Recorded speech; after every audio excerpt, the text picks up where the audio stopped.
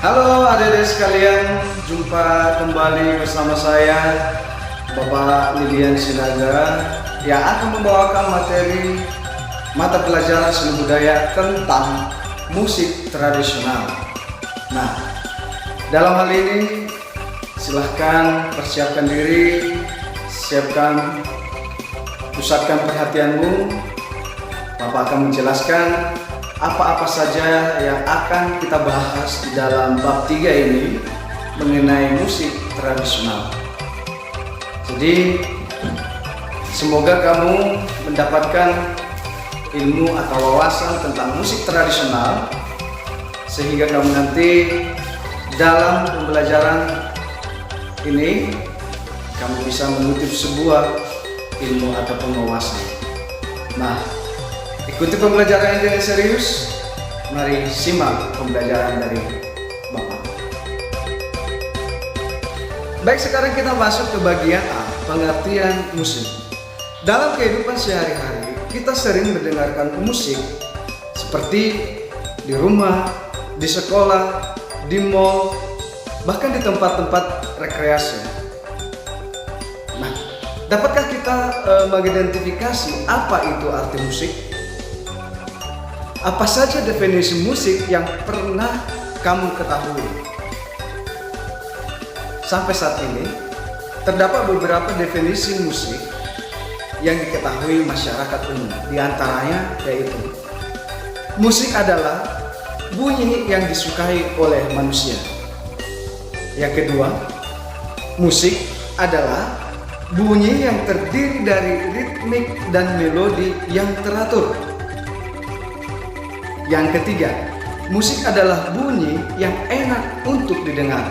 Itu menurut dari Shaffer 1995. Baik, sesudah kita memahami definisi musik, ada 3 tadi yang sudah Bapak sampaikan, maka bisa kita definisikan bahwa musik tradisional adalah musik yang hidup dan berkembang secara turun-temurun di suatu daerah tertentu. Musik adalah salah satu cabang kesenian yang mempergunakan bunyi, suara, dan nada sebagai bahan bakunya. Hampir di seluruh wilayah Indonesia mempunyai seni musik tradisional yang unik dan khas. Baik, kita lanjutkan ke bagian B, musik sebagai simbol. Kira-kira dengan mendengarkan kata musik sebagai simbol, apa kira-kira yang terdengar ataupun yang muncul dalam hati kita masing-masing? Kenapa dikatakan musik sebagai simbol? Nah, simbol-simbol tersebut tampak pada karakter bunyi yang dihasilkan oleh instrumen yang dibunyikan. Secara musikal, simbol-simbol musik dapat tampak pada elemen-elemen di dalamnya seperti rendah, tinggi, nada, ritme, dinamika, dan juga tempo. Nah, itulah elemen-elemen musik yang terdapat dalam musik ataupun simbol musik. Nah, yang pertama, apa itu nada? Nada atau pitch.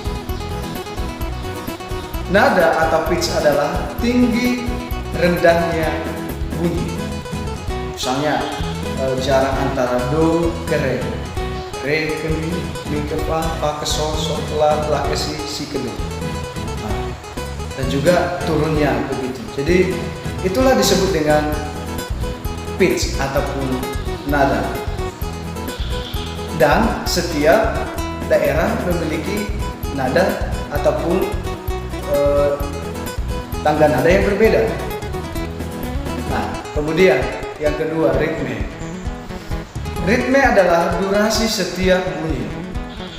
Durasi setiap bunyi. Contohnya, kalau dia not penuh, beberapa ketuk dia selama itu ditahan. Misalnya 4 ketuk. Do. Kalau dia 2 ketuk, berarti do. Nah, Untuk lebih lanjut nanti kita akan membahas ini di materi selanjutnya. Kemudian dinamika. Dinamika adalah perubahan bunyi dari keras menjadi lembut, dari lembut menjadi keras. Seperti ini lambang ataupun simbol daripada dinamik. Dikatakan crescendo dan descrescendo. Kemudian yang keempat, tempo. Tempo adalah kecepatan lagu atau musik. Nah, tempo itu ada yang cepat, ada yang lambat, ada yang cepat sekali, ada yang lambat sekali. Nah, ini materi ini juga akan kita bahas ke materi selanjutnya. Nah, itulah elemen musik yang termasuk di dalam musik sebagai simbol. Sampai di sini jelas adik-adik sekalian? Baik, kita lanjutkan ke bagian C. Jenis musik tradisional. Dalam konteks estetis, jenis musik baik musik barat maupun musik tradisional merupakan bahasa yang simbolik yang bersifat dinamis. Secara umum, bahasa musik dapat digolongkan menjadi 3 bentuk penyajian, yaitu ada musik vokal, musik instrumen, dan musik campuran. Nah, apakah itu musik vokal? Musik vokal adalah seni suara yang dihasilkan dari mulut manusia. Kemudian yang kedua adalah musik instrumental. Musik instrumental adalah seni suara yang dihasilkan dari suara alat-alat musik atau nada dari bunyi-bunyian. Kemudian yang ketiga, musik campuran adalah seni suara yang dihasilkan dari paduan seni suara vokal dan bunyi-bunyian. Nah, itulah 3 bagian bentuk penyajian dari musik secara secara umum. Kemudian, musik instrumental dapat diklasifikasikan berdasarkan cara produksi suara dan sumber bahan yang membuat dia sehingga berbunyi. Yang pertama, kardopon. Kardopon adalah kelompok alat musik yang bersumber bunyinya dari dawai atau kawat, senar. Nah, dengan cara dipetik ataupun digesek. Nah, contohnya alat musik apa saja yang termasuk ke dalam musik kardopon yang memiliki dawai? Musik tradisional, contohnya kecapi, kemudian keroncong ataupun ukulele.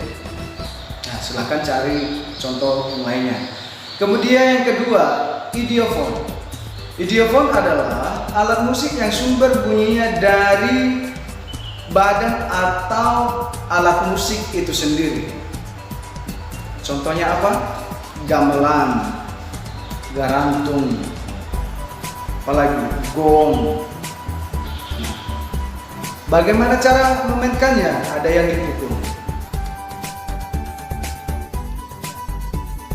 Cara memainkannya adalah dipukul.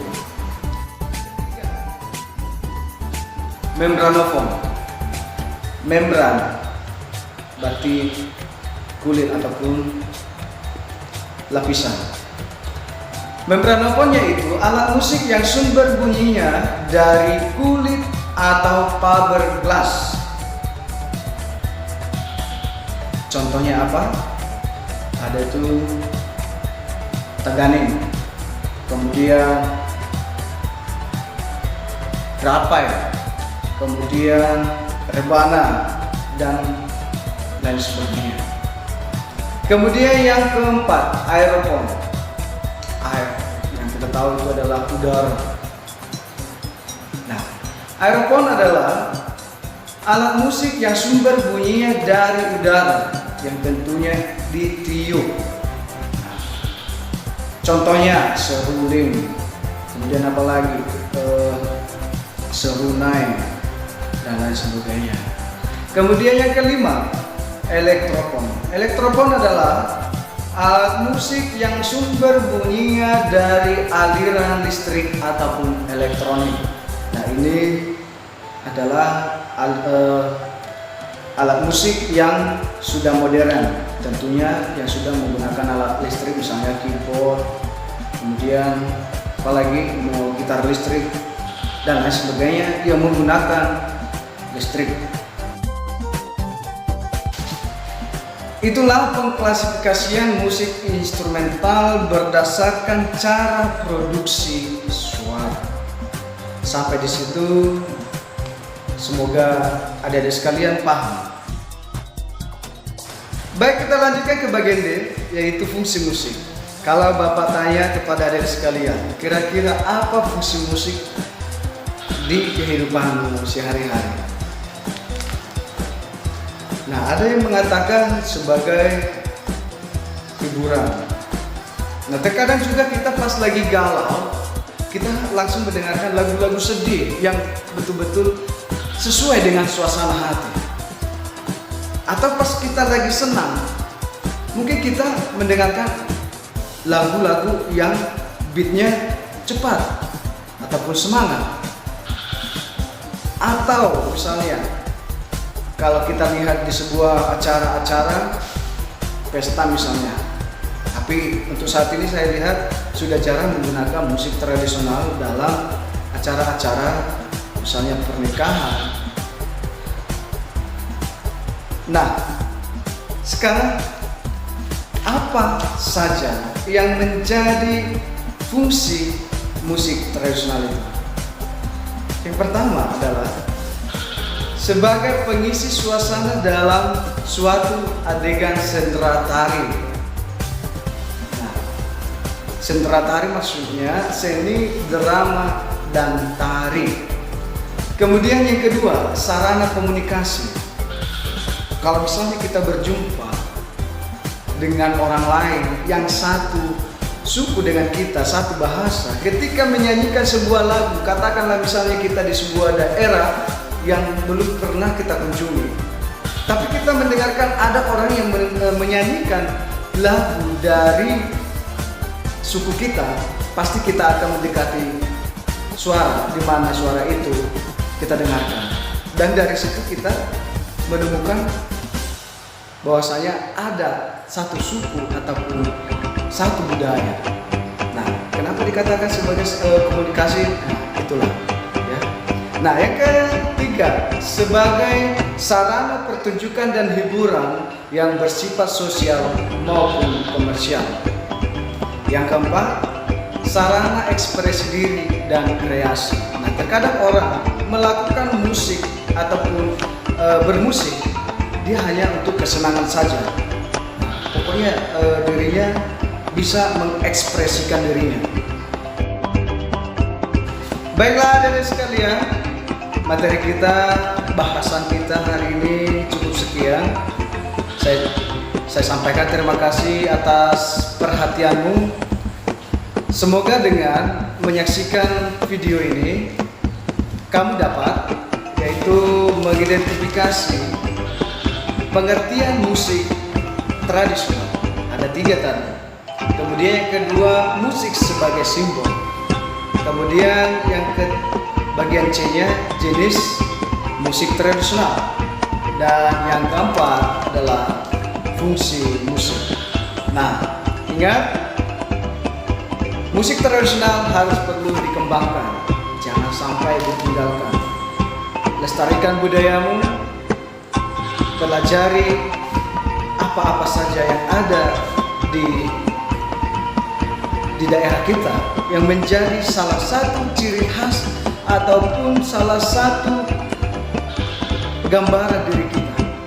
Misalnya kalau kamu Batak Toba, pelajari apa saja musik yang kamu suka. Misalnya seruling atau kondang misalnya, Aganim.